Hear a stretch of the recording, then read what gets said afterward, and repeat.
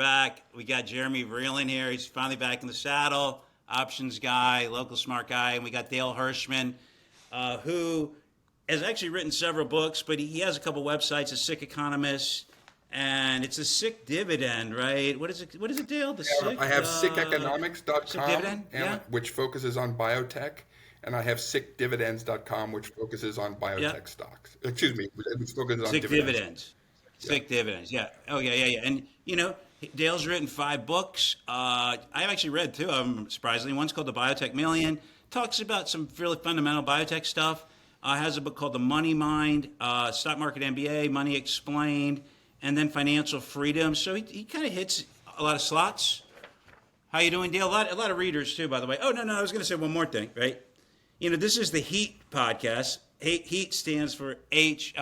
H is hedges, E is edges, A is asymmetry or asymmetric trades, T is themes.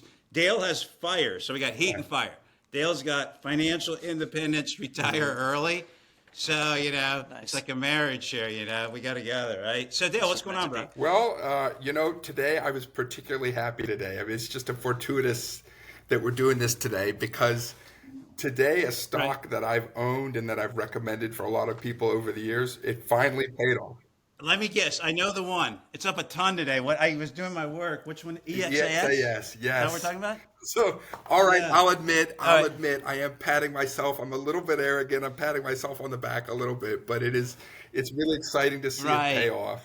Um, Tell everybody about EXAS. I mean, it's TXES is Colo right. Guard, right? Tell those guys what they do. And I'm going to try to pull up the chart here. I should have done this a So little bit this is earlier. actually one of the Wow, nice principles chart. in my book when I talk about the biotech stuff, when I talk about your first biotech million, is that as we get to a certain age, and it's not as old as people think, we all have little things that go wrong with us, and we may unfortunately have big things that go wrong with people that we know. So I hit colonoscopy age, and I didn't love the idea of a colonoscopy, so I started looking for alternatives, and I ran into Exact Sciences, which offers Cologuard. So, I have a background in lab testing. I was a champion lab salesman, but then beyond that, I also use the product. So this is what I urge regular people to do when they get into biotech. So when I started the research, I'm doing a double benefit. Financially, I'm benefiting because I believe in the company, I've invested in it. I'm benefiting from the technology myself, and I found it just creates a virtuous cycle where I'm doing the research itself benefits me, the health benefits me. It Right. makes it easier for me to recommend the stock to my clients because I'm literally depending on it myself, so I believe in it, right? And then today we got the kind of results we always hope for, and this took a while. It took some patience, but I use the product. I think it'll do great with Abbott, and I can see why they acquired it. Right. Okay. So, all right, that's good. So this is the EXAS chart. I don't think this is a very good chart. Jay, do you have better charts, man? Yeah, Can you? Are you able to share here, dude? of course. All right. Let So me why don't you pull up your chart on EXAS and let me see if I can get rid of this guy. How am I going to get rid of this sucker? Oh my God, I'm afraid to do it. Oh my gosh. I think I can take it over. Let me see. Yeah. Dude, I'm afraid to click to what I don't even know what I just fucking clicked. Oh, oops. I didn't. You can't tell you that in press, but yeah. So EXA. Yeah. Oh yeah, you got it. Okay, sweet, sweet, sweet. So pull up EXAS, chat. Here we go. There's a Sweet. 4-hour chart. Oh my gosh, look at that. Okay, so EXAS Yeah. is Cologuard. Sorry. So anything else on EXAS, Dale? Well, I mean, they're about to become Abbott, so now the focus becomes: does somebody want to be a shareholder in Abbott? Which we could certainly talk about. Abbott's Yeah. great Why do you, too. why do you hit on Yeah. that a little bit? Well, what Abbott really illustrates, this scenario illustrates how I wound up with two blogs instead of one blog. So I was in the healthcare business for 20 years, selling all different kinds of healthcare products. So Yep. in my mind, when I started down the road of Yep. authorship and financial advisory and stuff, in my mind, that all goes together. It's the healthcare field, right? But I learned over time Right. that's not really how market participants view it. That they sort of have a very hard wall between what they view as biotech, which would be risky, volatile, new stocks that don't have dividends, versus Big pharma and healthcare, which falls into the dividend basket, right? Which is a different kind of slow but steady Yep. growth, dividends Right. going higher, moats, that kind of thing. But this is sort of puts a little tear in my eye because this sort of illustrates the circle of life, the circle of biotech life. So Exact Sciences was in my biotech portfolio because it fit all those criteria. It's rapidly growing, but didn't really create Right. cash flow, didn't create dividend. It is now going into a mothership, which is a very common destination. It will become part of Abbott.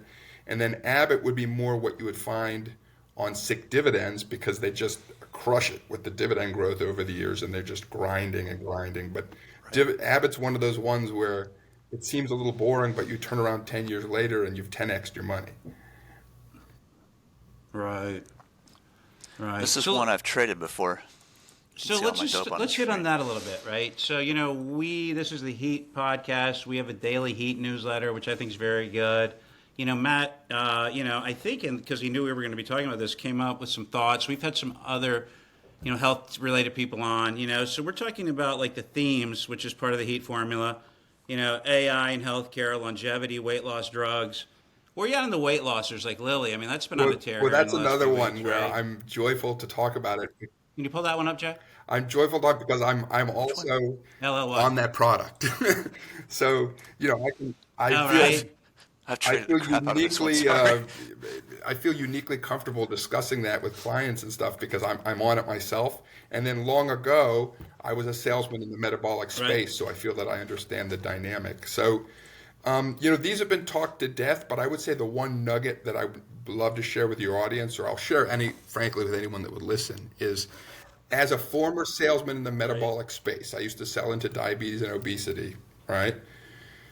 I Right. promise you that there are only two and maybe three competitors that will dominate this space.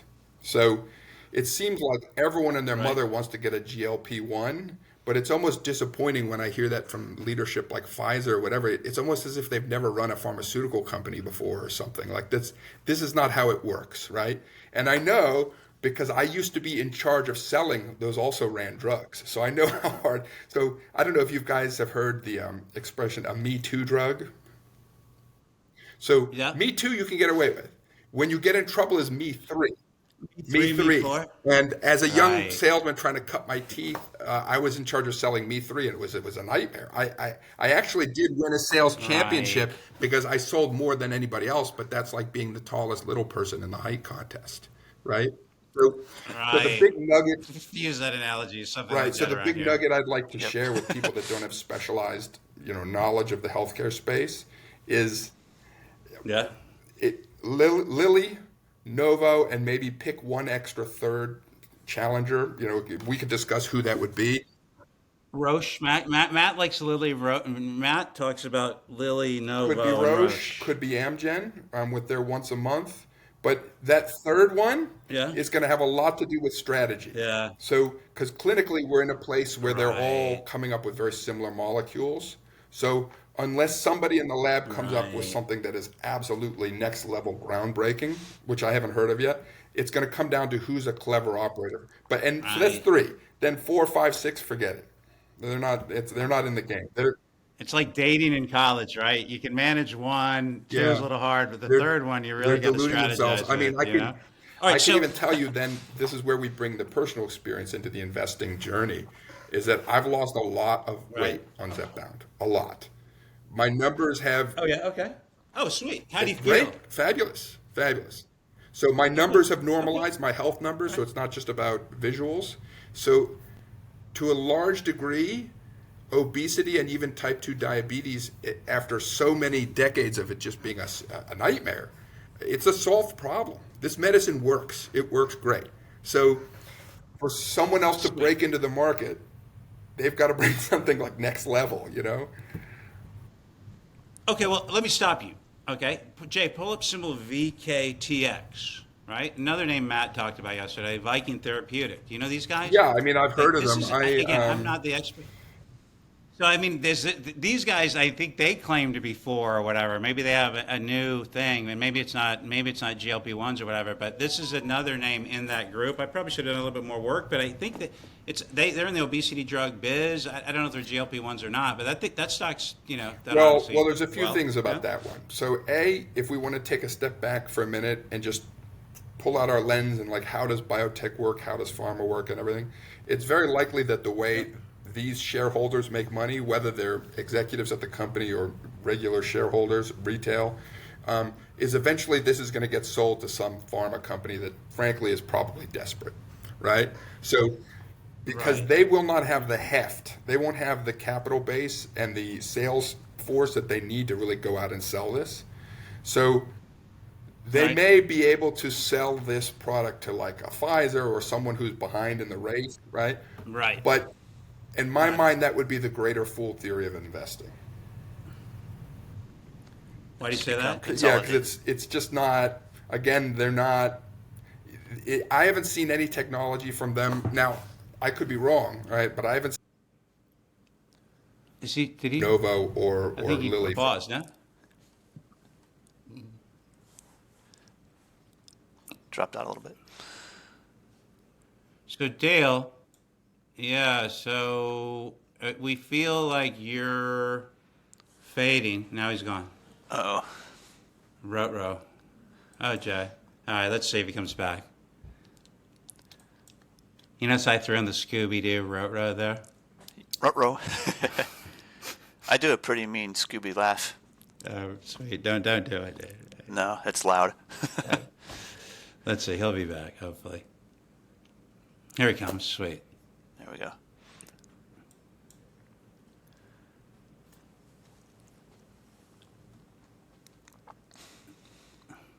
Hey, you're I'm back, sorry. yeah? There we go.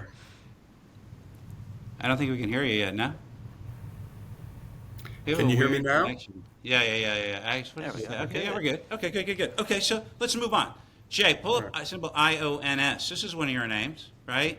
Yes. Ion Pharmaceutical, Biotech. This has been on a little roll here. What do you think of this one? So to me, this is a really fascinating example because the typical life cycle of the biotech is they innovate, they create products that are on the cusp of launch, and then they sell out to a much larger pharma, which then has the muscle, the capital to really grow it. But it seems like Ionis is trying to go all the way. So like they're more likely to try to become the next Pfizer or the next J&J. So if you look at their pipeline, they have a full suite of diversified products against through various verticals, through various healthcare verticals. Yep. They seem well funded. They're building revenue. So they may just have a different model. You know, to me, I say like if you want to buy Pfizer, but you want to buy Pfizer from 50 years ago, this is a good bet. Okay, so Jay, right? You're the chart guy, right? Would you pay up here? Let's say you're, not a day trader, but let's say you're, you want to hold this thing for 5 years. Do you pay up in here, and or do you extend the chart out and look at those technicals, or what do you do if you're like a 5-year guy in this one? So, like from a swing trade point of view, I mean, I'd almost expect this to, come back and do at least some sort of a mean reversion, maybe down here a little bit. Right. So this thing right now, what do we have for a price on it right now, Jay? 73.84. So you think it comes back into the high 50s? That's where you try to buy, or you sell some kind of puts out in that area, or whatever, something like that.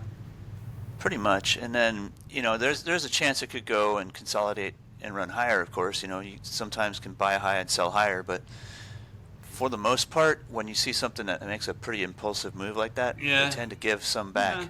So, I mean, for me, it's just really hard for me to have conviction at these kind of high levels and Yeah. all the names. So it's not this particular name. All right, so go on to the next one. But these are a little bit more interesting. You also talk about CERT, which is Certera, right? CERT. Yeah. Charlie Edward Richard Thomas. So that's interesting to me because it's moving away from animal testing. So anyone who's somewhat ethical would tell you that one aspect of the healthcare field that I don't love is testing these drugs in animals, and it can be pretty Right. rough. But there's Okay. actually two elements. There's the humanitarian way of thinking about it, but the other problem about testing drugs on animals is that they're animals.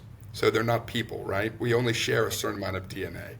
So the Right. joke always goes, if you can cure cancer in mice, then what you've proven is that you can cure cancer in mice, right? Right. So Certara is moving towards a situation where they have basically they've created a software that mimics the human body, and the idea is that they can do simulations, which would be more accurate than animal testing, and of course more humane.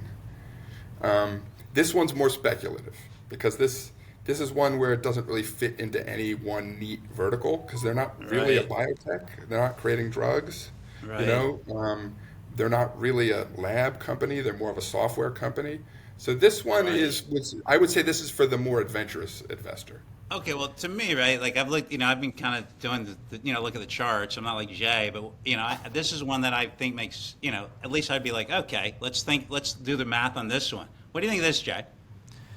I mean, this is a typical like bottom fishing setup that I would sometimes scalp. Yeah, So I catch what we call the dead cat bounce. yeah, I mean, that was a hell of a sell-off on this earnings call here, it looks like. Sometimes these will give half back and, start kind of grinding their way back to some of that move, but this was, a basic decision by investors not liking the earnings call here. I mean, is there any reason why I mean, dude, again, technically that you would just say, oh God, stay away from this thing? I mean, I mean, everything sinks, everything keeps sinking, or is it, if you liked it and you wanted to own it, would you step up to the plate at this level based on what you see here? I've traded worse. Okay, But good. Okay, good, good. All right, fair enough. Okay, one of, so one let's of see my one more. one I of the mean, first stocks I made money on was Okay. eventually delisted, but through the power of compounding, I made it amass into a large enough position to where when it did have a pop, I was able to gain from it. Right. We'll And talk if, about if that this kind of thought later. Yeah. if this stays sideways long enough, you can kind of eventually capitalize on something like that, but it takes some pretty serious skills. So Right. I see. Okay. Good enough. All right. So does this have options on it, by the way? CERT. Are you able to tell that? I can check it. Give me 1 second. I had to flip another screen open for that. All right. So let's move on. Oh well, no. Let's stay here. Hold on. All right. Sorry. Stay here. I believe it does, but let me double check. I'll just use my phone.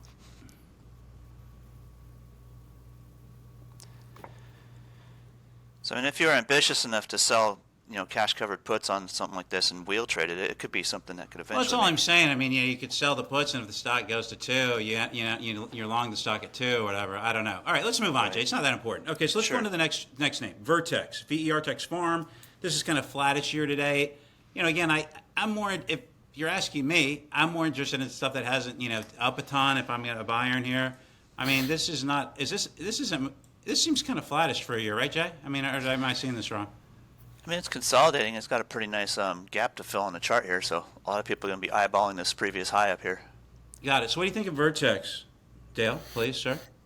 Well, Vertex is in a very interesting position where they were a one-drug company, right? So Vertex claim to fame is they created a medicine for cystic fibrosis, which is, I mean, incredible. That was a death sentence. When I was growing up, if some poor kid got CF, that was it, right? Right. Now people are living with it. That being said, they only had one product, so that kind of put them, it was a very risky sort of proposition, right? And what they share in common with Ionis is they're starting to diversify and create new products, larger pipeline. So rather than just selling out, which is the norm, they're also one of those ones that are broadening that I would expect over the next 5 to 10 years could blossom into being a big pharma. Okay, so Jay, you like this? I mean, would you be a buyer in here? I mean, this one, it's going to need a little bit more conviction to make an up move, but chart-wise, it's got a pretty nice target right up here, just where previous buyers picked it up here. So usually you can find that price will tend to track back to that. But you always say this stuff's going to fill the gap, right? So like the field looks like it's wants to fill the gap. If you ask me. I mean, some traders will say all gaps must fill, but that's not entirely true. Some of them are. Do you understand what he means by fill the gap, Dale? You must, right? Yeah. He thinks like because there's this blank space on the chart between where he's pointing to now and the other spot, that Right. Vegas arbitrarily needs to get filled at some point. So the stock there needs to be another candle that goes all the way to that level. So in theory, this thing what's that level, Jay? I can't. This level up here, the base of it 455? would be about 453 to 456 in a range. Right. Okay. Well, all right. So let's move on. I mean, but this one I like too. I mean, just from it's not like just up 79% for the year. Whatever. All right. Right. GE Healthcare, GEHC. This thing's been kind of flattish too, right? This is like, talk to us about these guys. So one of the themes, I think you had mentioned there was the T in heat was for themes. So one of the Yep. themes is what we call the silver tsunami. So this year is actually the peak year of the baby boom. So we have the most boomers turning 65 this year, right? And if you've been in Boca and you've been in South Florida, then you know that it's a pretty fair bet they're going to be with us for quite some time, right? Gray hairs or So- don't cares? We Right, say. right. So there's a lot of scanning going on. Like basically, Right. neurology is coming out of the dark ages, right? Okay. And we have burgeoning treatments for Alzheimer's, which is just the tip of the iceberg, right? You were speaking Right. about Roche earlier. Roche has got something really exciting for Alzheimer's, but Right. all of these treatments involve a lot of scanning, right? And when it comes to scanning, GE is, got a great moat. There's only a couple companies that sell that kind of large hospital equipment. So this is an example where the dividend to the untrained eye, the dividend seems very unexciting. It's less than 1%. Right. But it's not great. But the growth potential, the compounding growth potential on that dividend is enormous, right? Right. So Okay, that's what I I'd mean, recommend. you don't know is a good answer, but like, why is this stock, I don't know what the word is. What would you call this chart, Jay? Kind of trading in a range. Yeah, it's kind of, why is it trading in a range like this? Any Well, thoughts? you know I what? mean, It has been a little disappointing because from the GE breakup, they seem to have gotten the short stick, right? Right. Because GE Vernova is going crazy. Yeah, right. and- Yeah, right? But Yeah. so it has been a little. I'm not going to lie. At the moment, it's disappointing, right? Right. But Patrick, I think something you had mentioned was that you're value conscious. You don't necessarily feel that comfortable buying something that's been up 70%. I don't know about that, but just today, I don't, the last week, 2 or 3 weeks, I just feel like, like I have a son who's starting to invest and, he asks me questions and I'm like, I don't know, man. I don't know if I'd be paying up for that one, Yeah. Like, what, I would call this. I would put this in my value basket. So when I have clients Right. that are saying everything's so high now, I don't know if I want to buy anything. This is something that's Yeah. been forgotten. In my mind, it's been forgotten and ignored. And But that's this is where I like also to under the find theory value. nobody wants to see, it's three in this case, 350-year-old guys talking about Nvidia for another hour. I mean, there's hundreds of other guys that do that, including us last week. But ton of that going on. We don't need that. Right. Well, and Okay. for Good. me, from a trading point of view, this is a chart I kind of like because I can Okay. take advantage of this range pretty easily, and I can use that to compound a position. Just So by what Jay trading does, Dale, intraday. just so you know, is he does something called the wheel trade. That's his expertise, which means that he tries to get into a position by shorting the puts and getting put the stock put to him, and then once it gets to some kind of range, he wants to sell it, shorting the calls, and hopefully gets the stock taken away from him, and kind of uses that income. That's his quasi income strategy, right? So I want to get into that kind of stuff later. But hold on, last thing, right? Yeah. So, we talk about, let me just say this. Healthcare stocks in the U.S. are escalating at an alarming rate. In costs, In 2000, healthcare spending was 13% of GDP, 1.4 trillion. In 2024, this is going to be 18% of GDP, or 5.3 trillion. So it's a big number. And, the other thing, we talk about aging around here and longevity. That's been one of our recent themes. And, I like it, but what happens is, people are living older. I mean, I read this is one of your things in your book, 10,000 Americans. I think, how long was this written? It was a couple years ago, but 10,000 Americans per day are turning 65. They're entitled to medical care until they die, right? The OECD says people in Japan live to 90. Matt's talking about people living to, 140 or whatever. Any just kind of overall thoughts on that before we move on? Well, I think it's an incredibly uncomfortable conversation, right? Because nobody wants to think of grandma as the bad guy, but the old are eating the young in America, right? Right. And another reason why GE is unpopular, like GE Healthcare, is the general concept that I'm going to go old and frail and they're going to be taking me to the hospital and scanning me every month. Nobody wants to Right. talk about that. But believe me, I used to work in those hospitals. The number of frequent flyers is crazy. So what no one wants to talk about is people are routinely living to 90, but they're living badly to 90. So something like GE, it's a little taboo because no one wants to talk about those last 10 years of life, which are not pretty. And they're not pretty from a financial point of view because it's just never ending, right? But they're pretty from a financial view if you own, the right companies. What can I say? I mean, there's two ways. There's the larger picture, there's the societal picture, which is not pretty. But if you own the right companies, it's basically never-ending demand. Because I hate to say, but someone in my life was in the hospital just the other day, and the way that our society is set up is they are required to treat an 85-year-old as if he was 45, right? Right. So it's a never-ending bonanza of services and drugs that just go on and on and on. So from an investor point of view, it's great. But what will happen to America, it's hard to say because as you pointed out, the math is not mathing.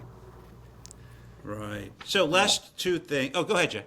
I was gonna say one thing I can say, and being hospitalized recently, literally every piece of equipment I looked at in the surrounding room and in the whole facility that I could get around to said GE on it. Every piece of equipment. Right.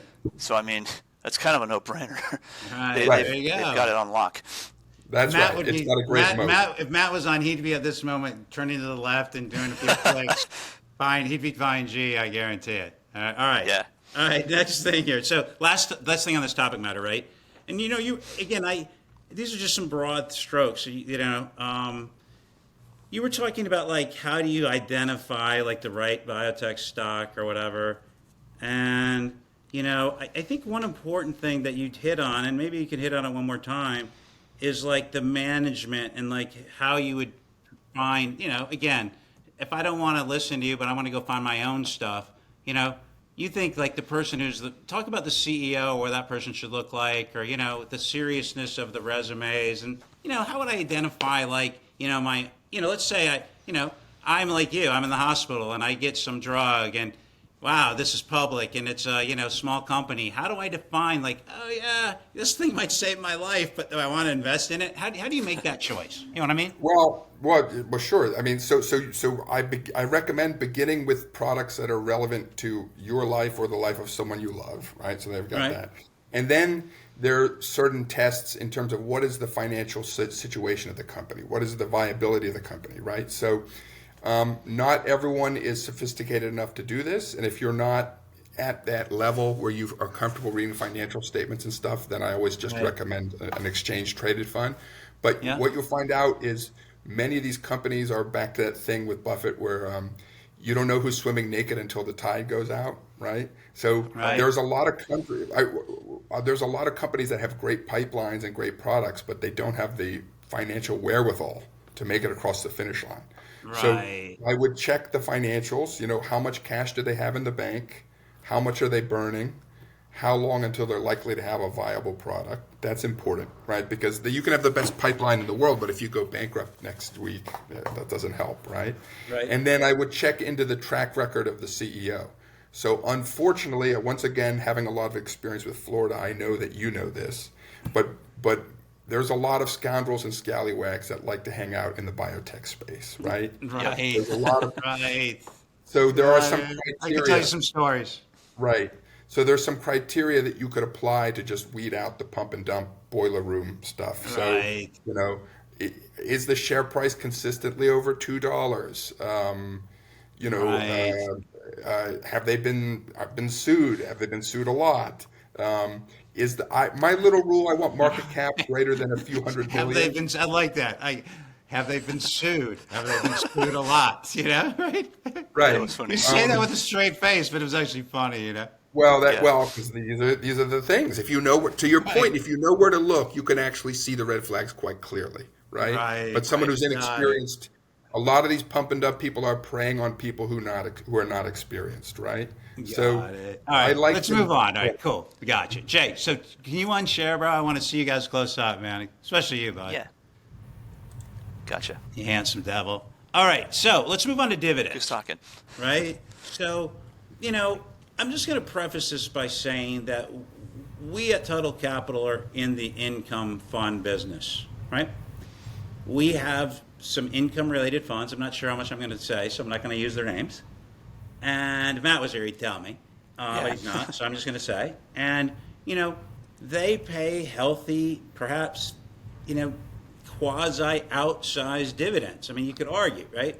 And it just got me thinking, right? We talk about yield and 5% or 8% or 6% or 7%. And I think the reality is it's not, to me, it's not the day to day. It's like over the 10 years, right? So if you're at like 5% compounded, over 10 years, you're 10 grand and you reinvest, you go from 4,700 in 10, but if you're at 10%, you're at 27 grand. So, I mean, you can get a lot more money on just, some, I don't know, modest, but some modest pickup in yield, right? And then there's the whole thing about reinvesting, where if you reinvest, in some great case scenarios, you come out way ahead of that you don't, So talk about that. And then, Jay has something to say because and I have some things to say, but if you can take all the time you need, but just kind of give me like the overall synopsis on that, and maybe even touch on, if you can,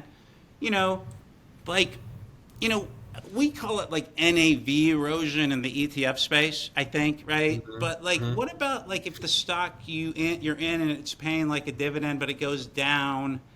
How do you, I don't know. There's a lot to say, but just kind of give me your thoughts on all this, and we can kind of pinpoint some Sure. specific So, things. well, I mean, I think it's the dividends. It's a fascinating discussion topic because for something that's so common, it's very poorly understood out there. I agree. Right? That's what I've been saying for Very 3, 4, poorly 5, understood. 6 days. Right. So it is. And I mean, I think it's poorly understood for a few reasons. A, they don't seem sexy, so it doesn't get pumped up in the media. Because the average attention span of young Americans, or really any American, is extremely low, right?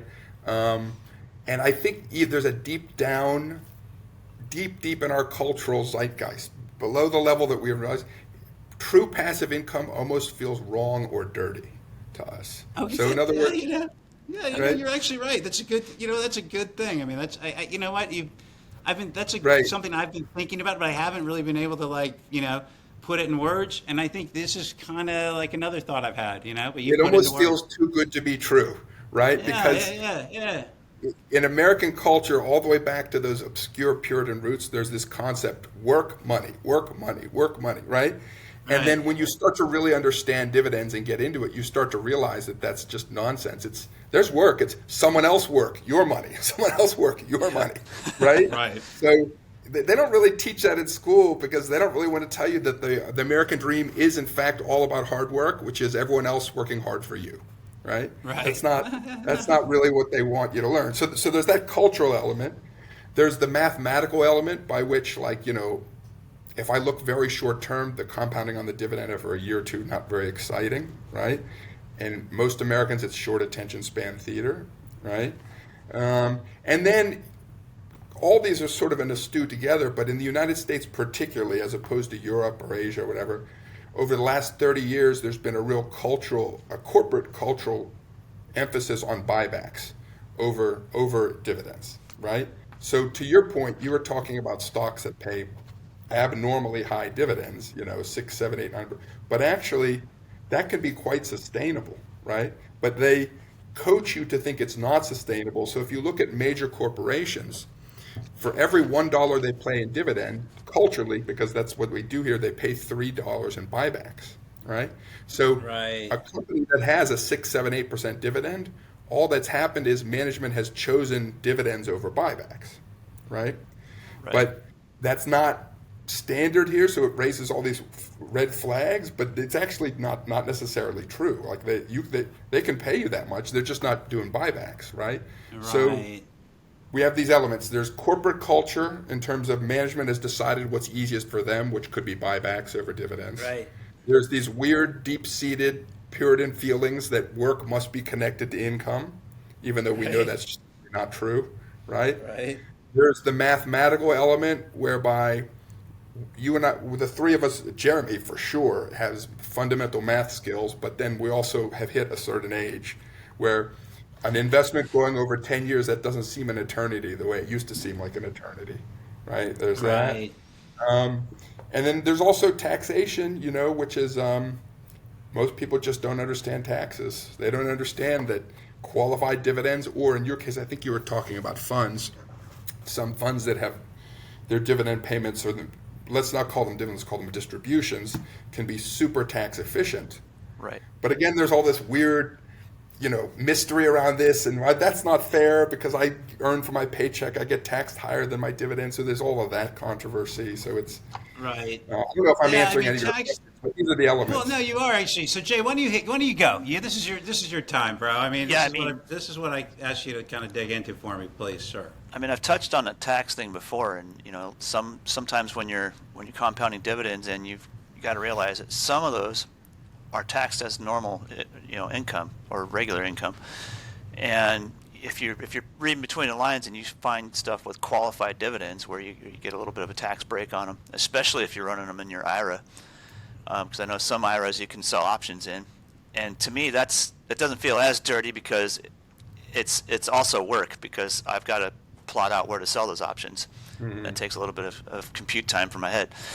So when you look at the long picture, you have to count tax into it, but at the same time, it's still a percentage game. I mean, if you're able to compound into a larger position using the dividends that you're being paid, you have more leverage in the end anyway. So over time, your percentage of exposure goes up, but also your percentage of profitability goes up.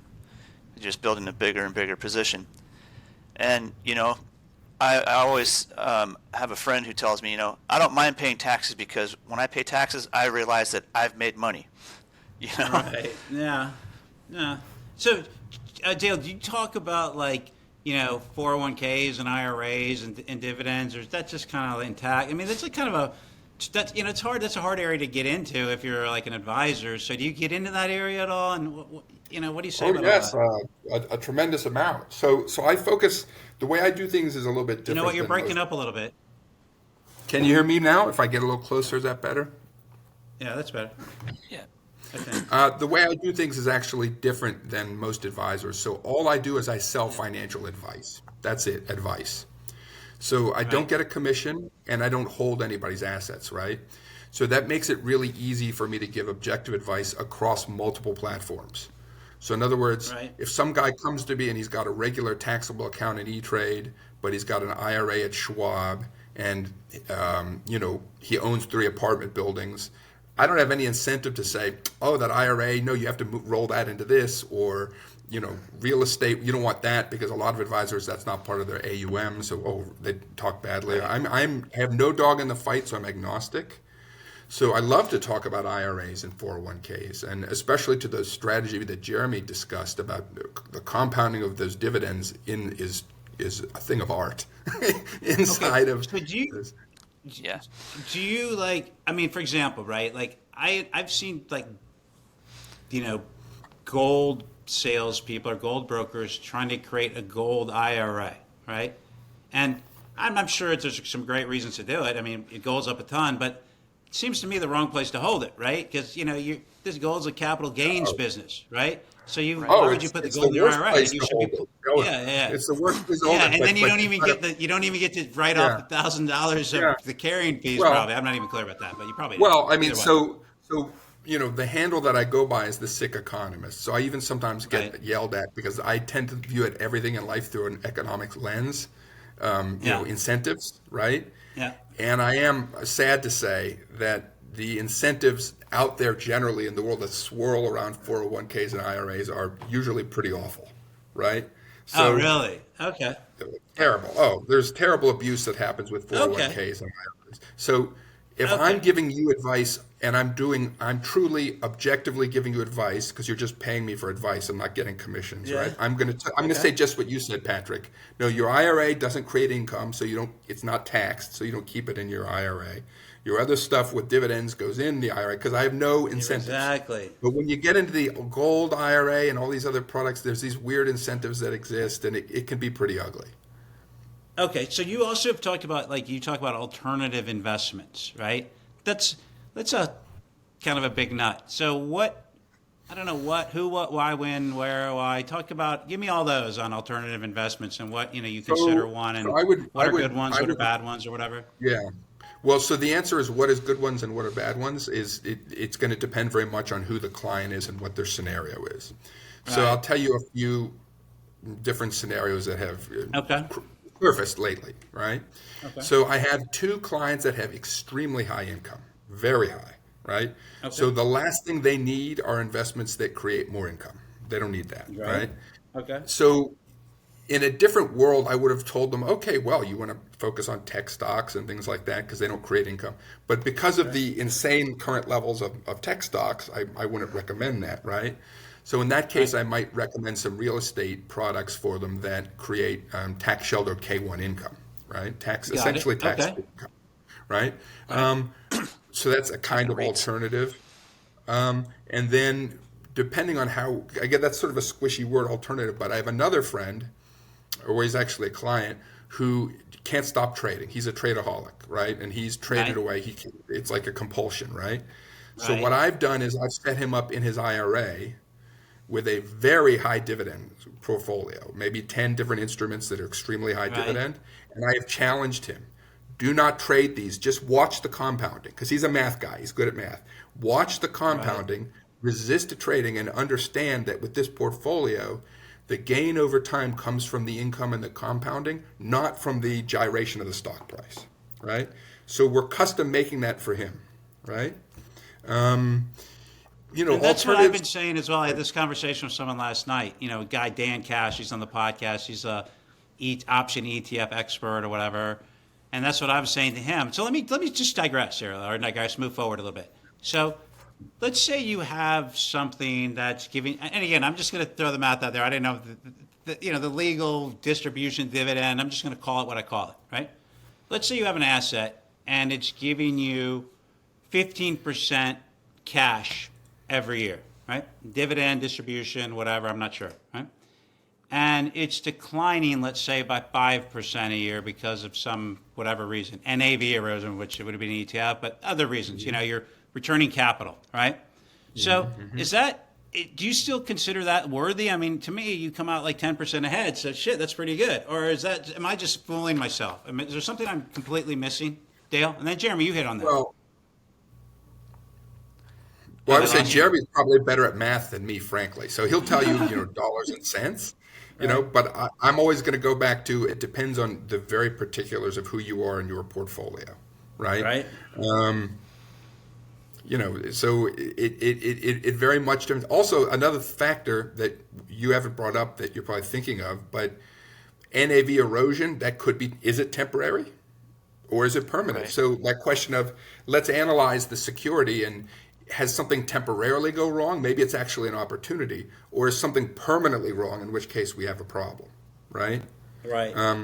So you would have to go asset by asset by asset, but in the general world of alternative assets is a jungle because a lot of the big companies got into it because they can't earn the big fees from chumps like the way they used to on ETFs and just mainstream Right. products.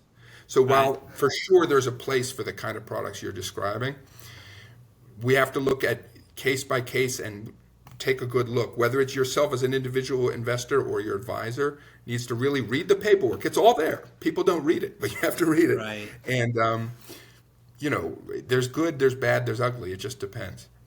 So where are you with that, Jay? Any thoughts? I mean, in the end, it still comes right back to the percentage game.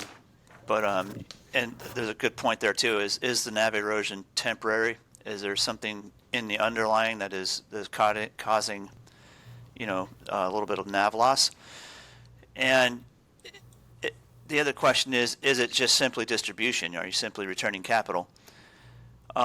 In most cases, from what I've seen, you can understand that the distribution is usually at a little bit higher of a percentage than the NAV erosion, typically, even if there's a temporary problem underlying. So if you see it as an opportunity instead of a problem, I mean, you can't put the blinders on and bias your opinion that way. You got to do your homework and figure out what's going on. You might just put yourself in a situation where you can compound a sizable position out of that, and then when things do turn around, you are, pretty much laughing all the way to the bank with that one. So All right. it can be rewarding in the end if So you're I worked careful. through some scenarios. I didn't do it. I had ChatGPT do it. All right. So let's say you put 10 grand into something and it drops 25% the next day.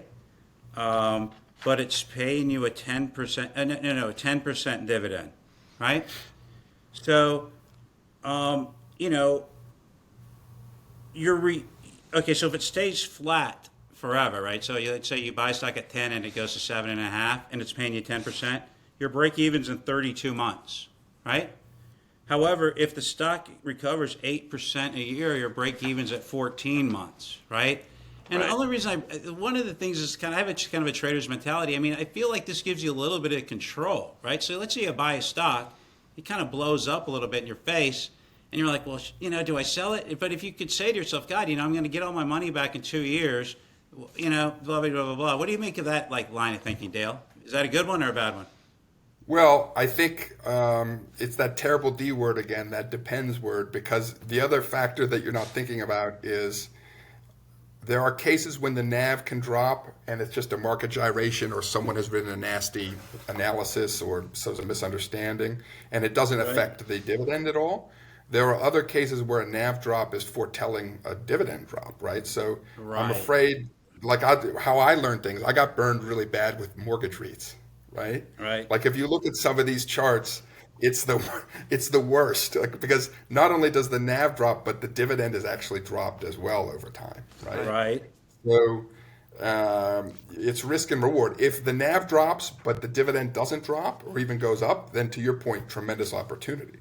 If it's just a sinking ship that they somehow find a way to just plays going. Smartly did the math on that scenario, let's say, and it's not a perfect scenario, right?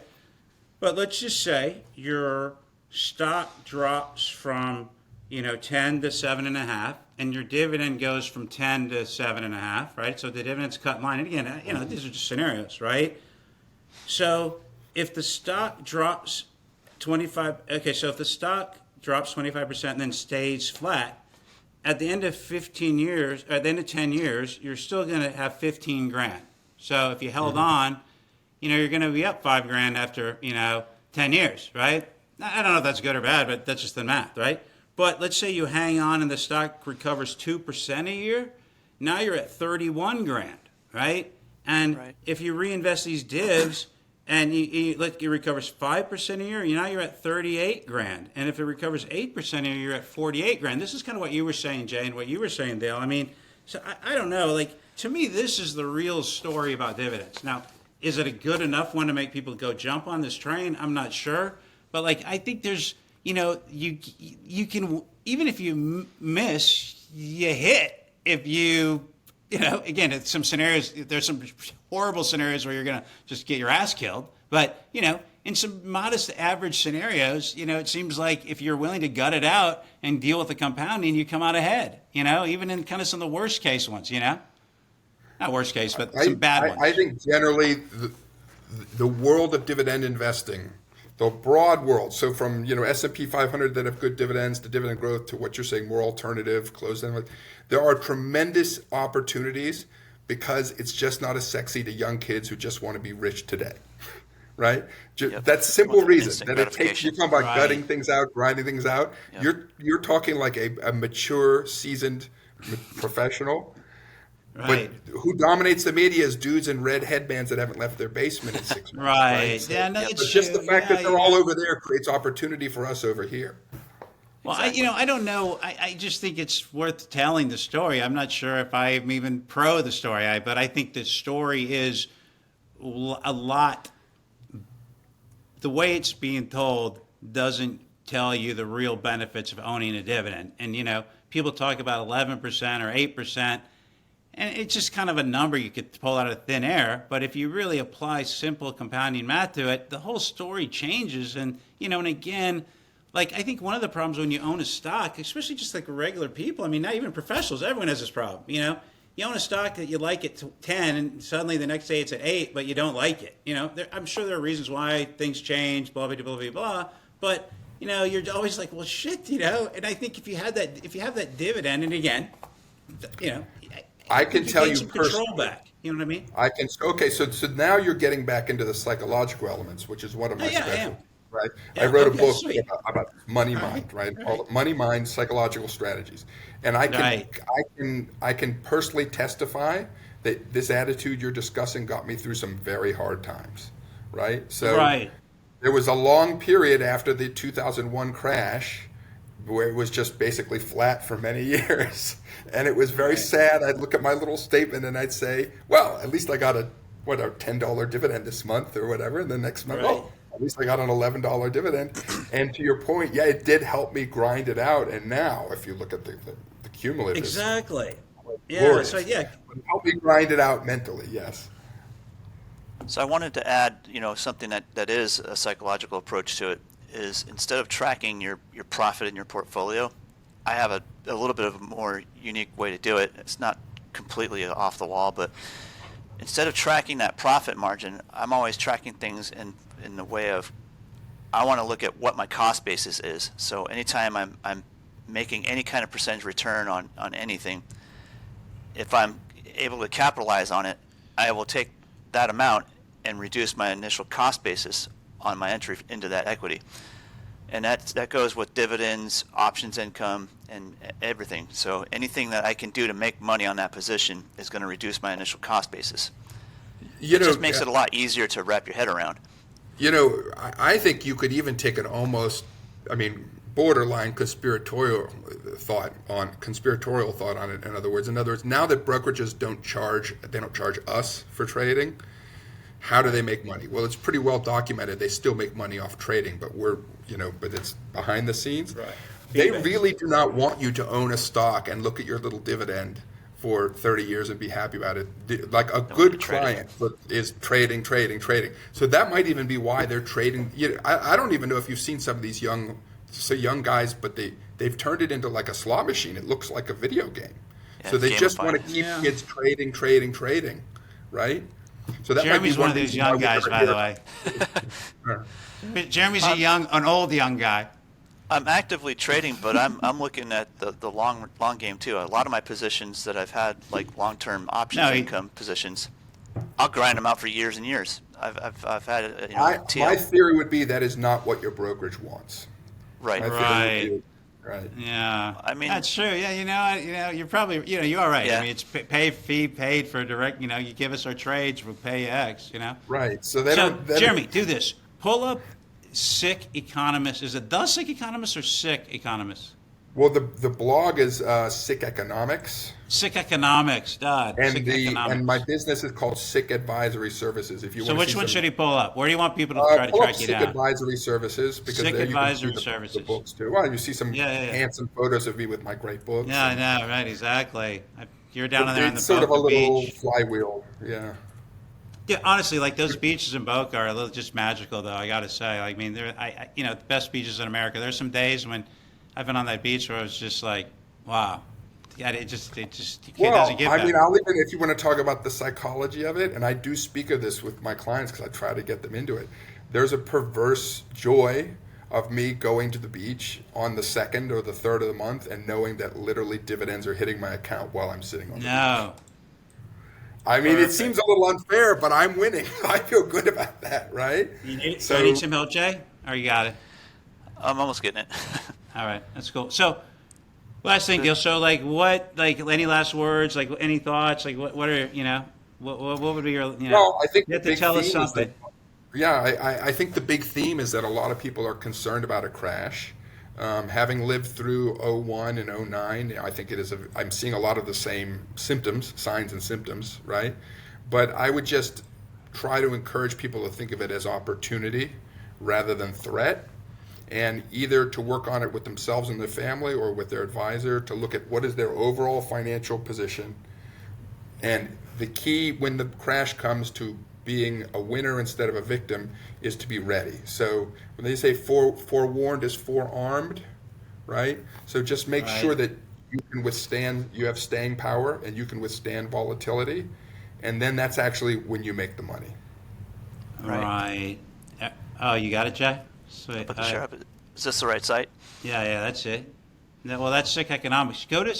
He's also at this one. I found it. Sick Advisory. Just put it in there. ADV. Sick Advisory Services, just like it sells. And then you got Dale here with his books. I like this one. SICK. It's kind of misspelled it, bro. Right. You got to take the. Yeah, there it is.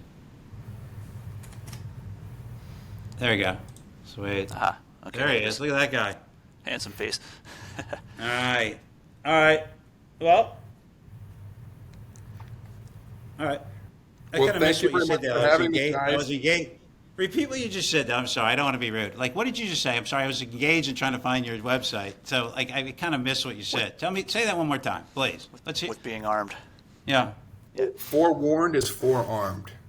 So now I is not a see. time to be scared. Now is a time to be prepared. Got it. Wow.